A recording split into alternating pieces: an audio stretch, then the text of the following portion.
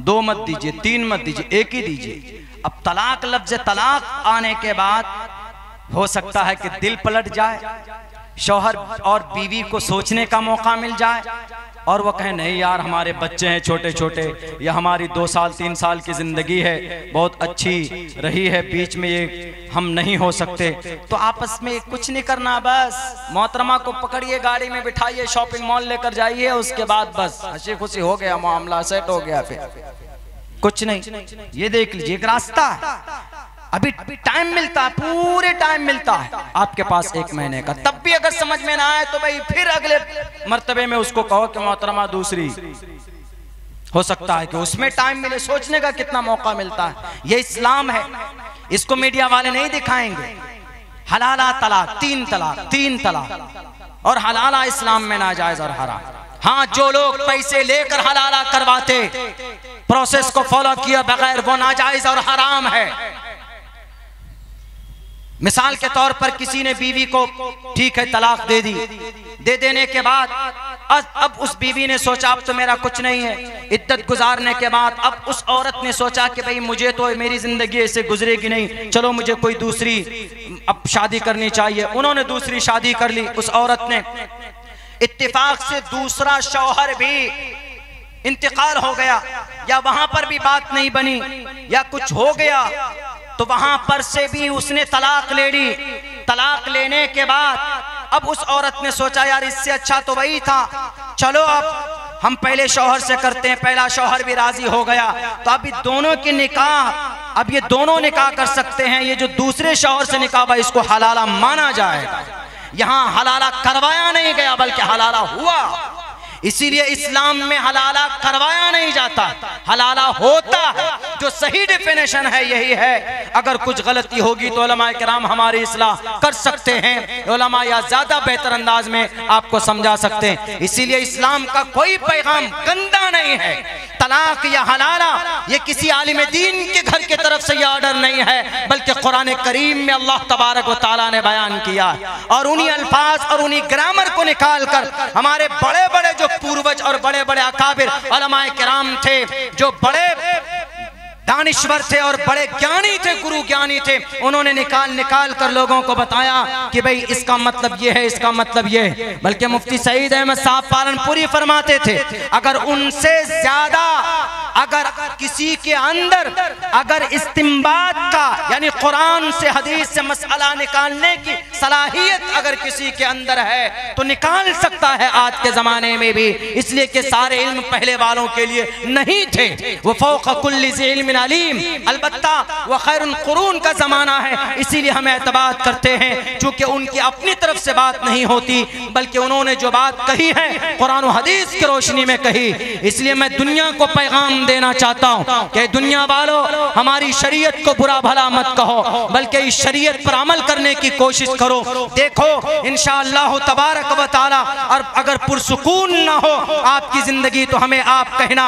आज हमारे देश के प्राइम मिनिस्टर साहब ने एक बड़ी अच्छी बात कही। उन्होंने ये कहा है कि जब किसी बच्ची का रेप होता है तो मीडिया वाले खूब खबर को शाये करते हैं, लेकिन जब उस रेपिस्ट को फांसी की सजा होती है तो उसको बंद कमरे में फांसी दी जाती है।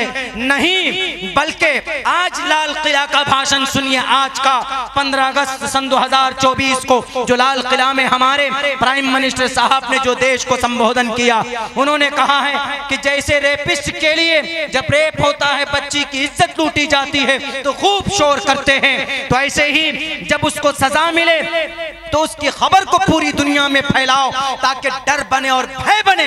कुरान यही कहता है। कुरान कहता है अज़्ज़ानियतु वज़्ज़ानी फ़ज्लिदू कुल्ल वाहिदिम मिनहुमा। कुरान कहता है कि जिना करने वाली मर्द और औरत दोनों को जमा किया जाए मैदान में, और बल्कि मैदान में जमा करो और उनके ऊपर अगर वो शादीशुदा हैं तो उसकी कमर तक गड्ढे खोद कर उसको डुबो दो और ऊपर से पत्थर मार मार कर उसके खून बहा बहाकर उसको मार दो जान से। क्यों? ताकि और कोई समाज का कोई बच्चा किसी औरत के हाथ पर, उसकी इज्जत पर हाथ न डाले। मेरे भाइयों, कुरान का पैगाम आज मिस्टर प्राइम मिनिस्टर साहब ने, अल्लाह ने उनकी जुबान से आज निकलवाई। अगर कोई नौजवान है, अगर उसको ज्यादा शौक है अपनी सेक्सुअल डिजायर पूरा करने का, तो अल्लाह के नबी फरमाते हैं कि उस पर निकाह करना वाजिब और जरूरी। जाओ समाज में निकाह करो और समाज के अंदर निकाह करने के बाद एक खुशगवार जिंदगी गुजारो। लेकिन तुम्हें हक नहीं समाज की किसी बेटी को शराब पीकर उनकी इज्जत लूटने का। मारना तो दूर की बात है जनाब, लूटने का कोई अधिकार नहीं। लेकिन अगर कोई कुमारा लड़का किसी बच्ची की इज्जत लूटता, कुरान कहता है कि 100 कोरे बरसाओ और ऐसे नहीं, लोगों के बीच में खड़ा करो, लोगों के बीच में जमा करो। कुरान में ये लफ्ज है, अवाम के बीच में जमा किया जाए, कोड़े बरसाए जाए, ताकि खबर दूसरों तक पहुंचे और डर पैदा हो, ताकि किसी बच्ची की इज्जत पर कोई नौजवान हाथ ना डाले। ये हमारा कुरान का पैगाम अल्हम्दुलिल्लाह। इसीलिए हम कहते हैं कि भाई कुरान वो चीज़ है, ये सिर्फ 1450 साल पहले वालों के लिए नहीं है, बल्कि ये Quran to the day of judgement, क़यामत तक इस पर अमल करने के लिए। लोग अगर कोई बोले कि आपके कुरान में मॉडर्न साइंस नहीं है, हम तो कई जगह पर बोल चुके, हमने कहा कि कुरान में मॉडर्न साइंस नहीं, कुरान में मॉडर्न साइंस नहीं, कुरान में लेज़र साइंस है। मॉडर्न साइंस, हमने भी एक उदाहरण दिया आपको, मॉडर्न साइंस का ज़माना अभी है, जदीद टेक्नोलॉजी अभी 1519 में इसका सबसे बड़ा गुरु माना जाता अल्बर्ट आइंस्टाइन। 3 शादी की, तीनों को तलाक दे देकर हटाया अल्बर्ट आइंस्टाइन। इसकी एक हिस्ट्री, उधर नहीं जाना चाहूँगा मैं, लेकिन एक ज़माना वो आएगा जिसको कुरान बयान करता है, वयख़्लुक़ु मा ला तालमून, ऐसी चीज़ों को रब पैदा करेगा जिनके बारे में तुम सोच नहीं सकते। अभी मैंने आपको बताया ना कि भाई उड़न तश्तरी हम लोग सुनते हैं, आएगा इसका जमाना। ये लेजर साइंस, लेजर साइंस का इस्तेमाल पता कब हुआ? असल तो कुदरत है, लेकिन कुदरत उन चीजों को दुनिया में कभी कभी उतार कर दिखाता है। जब अल्लाह के नबी बुर्राक पे बैठकर जब ये आसमान पे गए थे, सिदरतुल मुंतहा गए, वहां से आए, तो ये बहुत कम वक्त लगा। जब गए थे तो कुंडी जो लगा कर गए थे वो कुंडी हिल रही थी इतने कम समय में। How is it possible? ये कैसे हो सकता है? तो इसीलिए किसी साइंसदान ने कहा है कि उस वक्त लेजर साइंस का इस्तेमाल किया गया होगा। और लेजर साइंस में पता है क्या होता है? लेजर साइंस में कुव्वते कशिश खत्म हो जाती। कुव्वते कशिश जब खत्म हो जाए तो उस वक्त किसी भी चीज को थोड़े से भी आप ठोकर देंगे तो वो तेजी के साथ निकलती है। मिसाल के तौर ये कुव्वते कशिश ही की कशिश की वजह से गाड़ी जोर लगाती है, तब स्पीड के साथ चलती। हम पैदल चलेंगे तो जब तक कदम नहीं उठाएंगे तो हम चल नहीं सकते। लेकिन जब ये कुव्वत कशिश रुक जाए तो उस वक्त अगर आप थोड़े से भी अगर कदम उठाएंगे तो आप बहुत दूर तक चले जाएंगे। खैर वो तो कुदरत है, लेकिन इसको एक नाम दिया है समझाने के लिए। तो वो ज़माना अभी आया नहीं है, वो ज़माना आने वाला है। इसलिए मैं दुनिया को कहता हूँ कि मॉडर्न साइंस पर तुम गर्व करते हो, हमारे नबी तो लेज़र साइंस को भी इस्तेमाल करके दुनिया को बता दिया है। आज तुम चांद पे जा कर के गर्व करते हो, हमारे नबी तो वो थे जिन्होंने ज़मीन पर बैठे बैठे चांद के 2 टुकड़े कर दिए थे।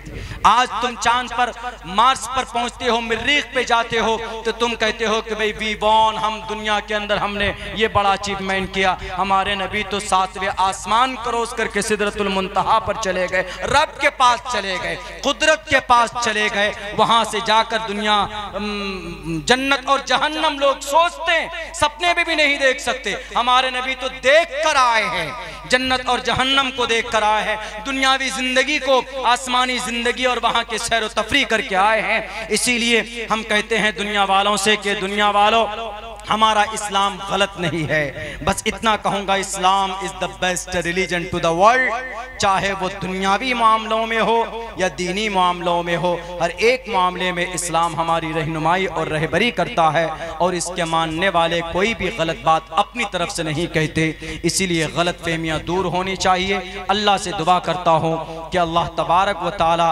हमारे इस मुल्क हिंदुस्तान के अंदर हिंदू मुसलमान सबके बीच में इत्तिहाद व इत्तिफाक हो, एक दूसरे का एहतराम हो, दंगा फसाद, लड़ाई, शर्र फसाद से हमारी हम सब की हिफाजत फरमाए। बहुत बहुत शुक्रिया, जज़ाकल्लाह। अस्सलामु अलैकुम व रहमतुल्लाहि व बरकातुहू। दुआ करा दीजिए।